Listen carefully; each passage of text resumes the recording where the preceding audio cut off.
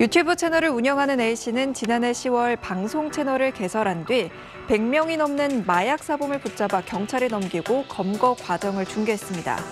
배달음식 전문 업체를 운영하는 평범한 시민으로 알려진 그는 여성으로 위장해 성매매 업소를 취재하는 프로그램을 보고 자신도 직접 범죄자 색출에 나서기로 결심했다고 하는데요. 현재는 도움을 주는 사람만 10명이 넘는데 하루에 10여 건의 제보가 들어오고 있다고 합니다. 이들은 온라인상에서 마약 사범으로 의심되는 사람을 찾아 연락한 뒤 약속을 잡고 현장을 급습하는 방식으로 이루어지는데 아직 경찰에서 포상을 받은 적은 없다고 하는데요. 그는 한 인터뷰에서 이 일을 하는 이유에 대해 어린 아들이 살아갈 미래는 더 좋은 환경이었으면 하는 생각 때문이라고 말했습니다. 누리꾼들은 대단한 희생 정신입니다. 덕분에 사회는 분명히 더 밝아졌을 거예요. 경찰로 특별 채용할 순 없나요? 등의 반응을 보였습니다. 한 유흥업소에서 촬영된 영상, 노래하는 사람들이 보이더니 잠시 뒤 접시를 든 한 여성이 등장합니다. 이 여성의 손에는 빨대 모양의 하얀 막대가 보입니다. 영상을 찍는 사람도 같은 걸 들고 있습니다. 전신 마취제로 쓰이는 마약류 케타민을 흡입할 때 쓰는 도구입니다. 베트남에서 귀화한 여성인 A씨는 경남 고성에서 유흥업소를 운영하며 외국인 선원들에게 마약을 공급했습니다. A씨와 외국인 선원들은 다른 지역으로 가서 원정 마약 파티를 벌이기도 했습니다. 오피스텔 앞에서 붙잡힌 남성, 고성과 통영 지역 마약 조직의 50대 공급책입니다. 갖고 있던 가방에서 필로폰이 든 주사기가 계속 나옵니다. 이거 맞네.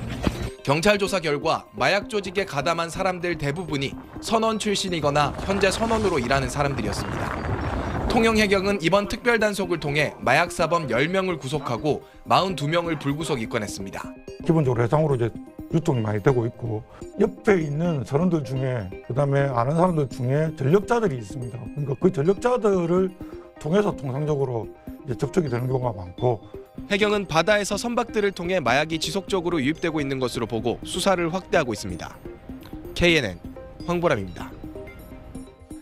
유흥업소에서 캠핑장에서 차량 안에서 때와 장소를 가리지 않는 마약 사건에 올 들어 7월까지 국내 마약 사범이 벌써 10,000명을 넘겼습니다. 마약 압수량도 19세 이하 마약 사범도 매년 가파른 증가세입니다. 이대로라면 올해 우리나라 마약 사범은 역대 가장 많을 게 확실시됩니다. 집안에서 마약을 SNS로 피자 한 판 값에 직구하는 것이 현실입니다. 5년 전에 비해서 마약류 압수량이 8배 증가했습니다. 곳곳에 파고든 마약은 하수 처리장에도 흔적을 남겼습니다. 전국 57개 모든 하수 처리장에서 필로폰, 펜디메트라진 등 불법 마약류 성분이 검출됐는데 식약처가 마약 잔여물을 역산한 결과 인구 1,300명 가운데 1명꼴로 매일 필로폰을 한 차례 투약하는 정도의 잔여물이 측정됐습니다. 다크웹과 텔레그램, 가상화폐를 이용해 비대면 온라인 거래로 추적을 피하고 저렴한 의료용 마약류가 유행하면서 더 빠르게 번지는 걸로 검찰은 파악하고 있습니다. 국내에서 마약류가 기존의 5배에서 10배 이상 가격으로 유통되자 마약을 힙하거나 럭셔리한 문화로 받아들이는 경향까지 있어서 마약류 전파가 가속화되고 있는 상황입니다. 이렇다 보니 국제 마약 조직이 국내 공급망을 직접 구축해 유통하고 있다고 검찰은 설명했습니다. 검찰은 서울과 인천, 부산, 광주검찰청에 마약범죄 특별수사팀을 만들어 대대적인 단속에 착수했습니다. SBS 김관진입니다. 네, 그럼 우리나라에서 마약 범죄가 이렇게 늘어나는 이유가 뭔지 또 대책은 없는지 더 살펴보겠습니다. 인기 드라마 수리남의 모티브가 됐던 그 실제 사건의 담당 검사였던 김희준 변호사와 이야기 나눠보겠습니다. 안녕하십니까? 네, 안녕하세요. 네, 검사 시절 굉장히 마약 수사 경험이 많으신데 먼저 지금 우리나라 마약 실태 얼마나 심각한 겁니까? 사실 우리나라가 마약 청정국으로 알고 있는데요. 전혀 그렇지 않고 굉장히 심각한 상황입니다. 2016년도에 이미 마약 청정국 지위를 잃었고요. 지금은 그 이후로도 마약 사범이 계속 증가를 하고 있어서 오히려 마약 공화국이 아니냐라는 말까지 나올 정도거든요. 더 이상 마약 청정국이 아니다라고 하셨는데 이렇게 그럼 마약이 빠르게 번지고 있는 이유는 뭡니까? 마약 구입이 일단은 예전에 비해서 굉장히 쉬워졌어요. 예전에는 이게 직접 만나서 거래하는 대면 거래 방식이었는데 대면 거래 방식이었을 때는 서로 믿을 수 있는 사람들끼리만 거래가 가능했었거든요. 근데 지금은 이제 SNS라든가 인터넷을 통해서 얼마든지 마약 구입을 할 수가 있는 상황이 됐습니다. 그럼 실제 뭐 대략 추정치겠지만 지금 국내에서 뭐 유통되고 있는 전체량, 그러니까 마약 우리가 실태로 어느 정도 심각하다고 본다면 어느 정도 양이 유통되고 있다고 보세요? 마약 범죄는 대표적인 암수 범죄예요. 암수 범죄라는 게 뭐냐면은 수사기관에서 적발되지 않은 범죄 건수가 훨씬 더 많다는 겁니다. 근데 마약 범죄의 암수 범죄율은 28.5배 정도로 보고 있어요. 그래서 우리가 지금 현재 적발된 인원의 범죄 건수의 28.5배를 곱해야만이 실제 범죄 건수로 볼 수가 있다는 거죠. 거의 그러니까 30건 중에 1건 정도 적발된다. 뭐 이렇게 그렇습니다. 병사는 일각으로 보시면 될 것 같습니다. 실제로 어느 정도 그러면 말 그대로 10대나 젊은 층이 접근하기가 쉬운 겁니까, 마약을 구하는? 뭐 예를 들어서 뭐 텔레그램 마약방 같은 데를 안내를 해주거든요. 그럼 텔레그램 마약방에 들어가 가지고 주문을 하면은 국제 특송화물로 원하는 장소에 보내주는 그런 방식입니다. 그리고 이제 마약 대금도 은행 간 거래를 하는 게 아니라 비트코인 같은 가상화폐로 거래를 해요. 그만큼 이제 수사를 하기가 어려워진 거죠. 그래서 마약 범죄는 지능화되고 고도화되고 첨단화되고 있는데 우리의 수사 역량은 그에 못 미치고 있고 오히려 더 약화되고 있는 겁니다. 그래서 뭐 어제도 이제 몸 속에 마약을 가지고 들어오다가 뭐 50대가 이제 급성 마약 중독으로 숨진 뭐 그런 일도 있었는데 앞서 이제 국제 특송 화물로 이제 마약이 들어온다고 했는데 그럼 그게 뭐 세관 단계에서는 걸러질 수가 없는 겁니까? 세관 단계에서 이제 간사청에서 열심히 단속은 하는데 그 단속 인원이 굉장히 적어요. 70명이 채 안 되거든요.